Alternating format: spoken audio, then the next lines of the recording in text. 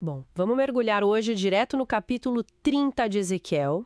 E olha, o material já começa assim bem intenso, né? Tem uma série de profecias pesadas sobre a queda que estava vindo para o Egito e para as nações aliadas.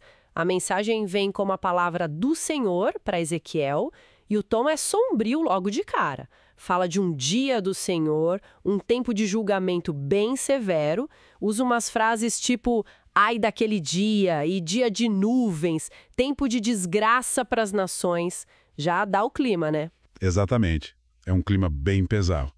E o texto não poupa nas imagens, sabe? Descreve uma espada vindo contra o Egito e uma angústia profunda se espalhando até Cuxi, que a gente entende como a região da Etiópia, Sudão, por ali.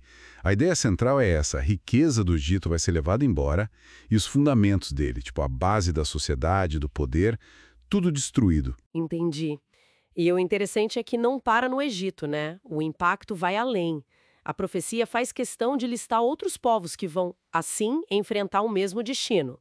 Cuxi, como você falou, Puti, que os estudiosos colocam talvez na Líbia ou Somália, Lídia, lá na atual Turquia, toda a Arábia, Líbia de novo, e um tal de povo da aliança. Isso é curioso, né? O que será que significa? Essa parte do povo da aliança levanta perguntas.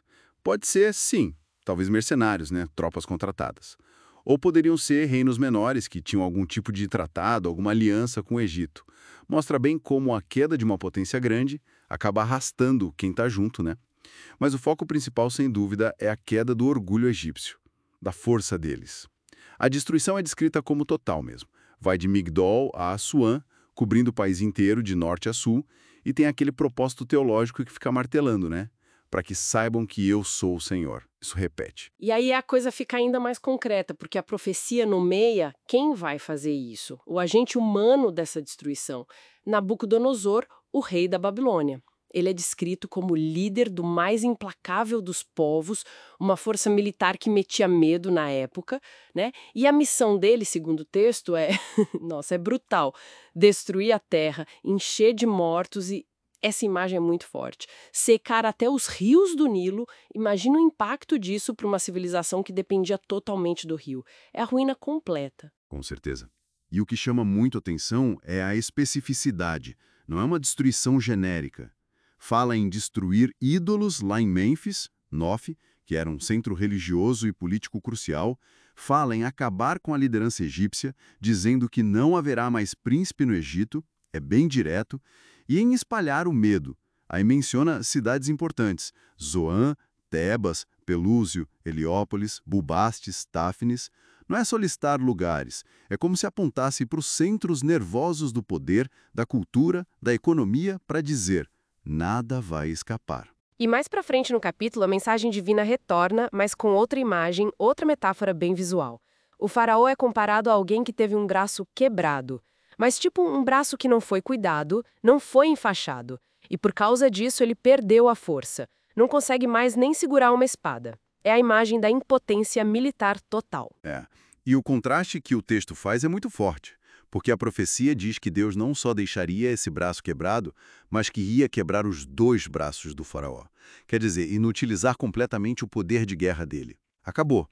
E por outro lado, fortaleceria os braços do rei da Babilônia. E tem essa expressão, colocando minha espada na mão dele. É uma forma de dizer que a ação da Babilônia, por mais brutal que fosse, estava dentro de um propósito divino naquele contexto. E a consequência para os egípcios: a dispersão. Ser espalhado entre as nações, que era um destino terrível para povos derrotados naquela época. Um exílio forçado. Então, se a gente junta tudo isso, essas imagens fortes, as profecias, a ação da Babilônia, qual é a mensagem principal que fica?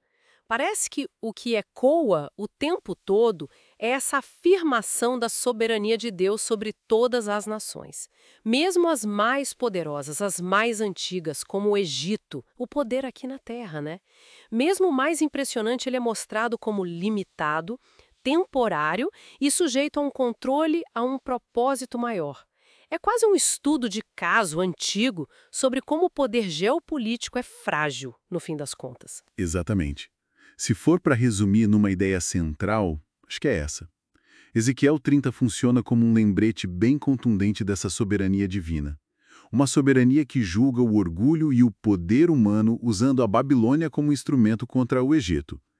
E o objetivo final, que essa autoridade maior, a de Deus, fosse reconhecida. E pensar nisso tudo, nessa dinâmica de poder, de julgamento, deixa a gente com uma pergunta para refletir, né? Sem dúvida, essas narrativas antigas, milenares, sobre impérios que sobem e caem, como a gente vê aqui, com o Egito sendo julgado e, subjugado pela Babilônia, isso levanta uma questão que continua muito atual, eu acho.